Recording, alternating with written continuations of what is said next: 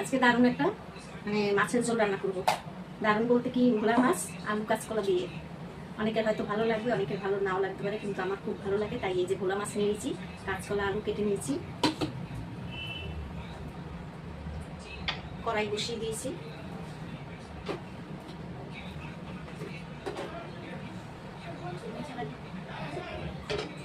তেল দিয়ে দিই, তেল দিয়ে দিলাম।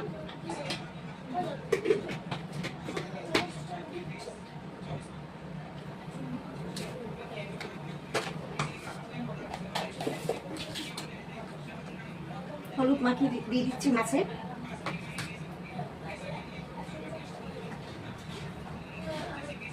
নুন দিয়ে দিচ্ছি।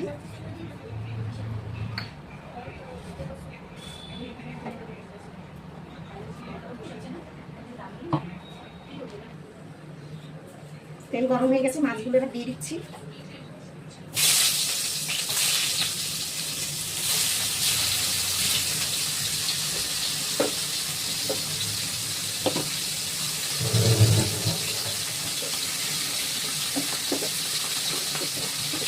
আদা জিরে বেটেছি, আর এখন এই কাঁচা লঙ্কাটা বাটবো।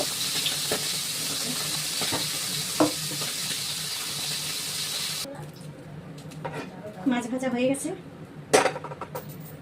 এখন আমি গোটা জিরে ফোড়ন দেবো।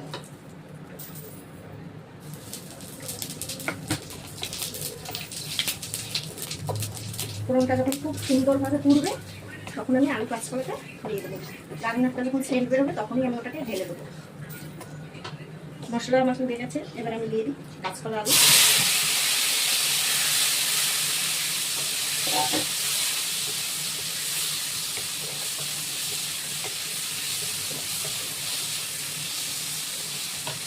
এবার আমি একে একে মশলাগুলো দিয়ে দেবো। দিয়ে দিচ্ছি কাঁচা লঙ্কা বাটা,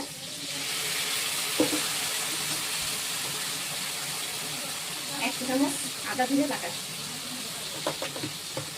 আর দিয়ে দেবো হলুদ হাফ চা চামচ, আর হাফ চা চামচ কাশ্মীরি লঙ্কা গুঁড়ো,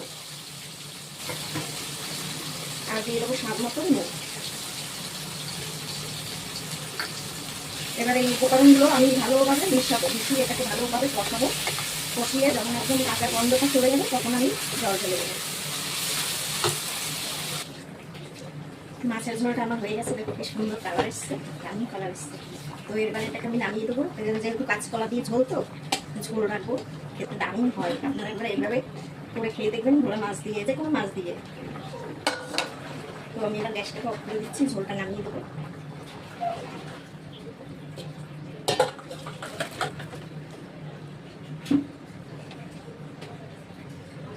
রংটা এসছে কি সুন্দর।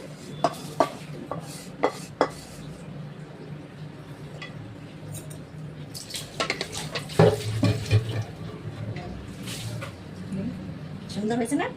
ভালো হলে কমেন্টে জানাবে যে কেমন রান্না করলাম কাঁচকলা দিয়ে ভোলা মাছের ঝোল। ঠিক আছে? তাহলে সবাই ভালো থাকবে, আবার দেখা হবে নতুন কোনো রান্না নিয়ে।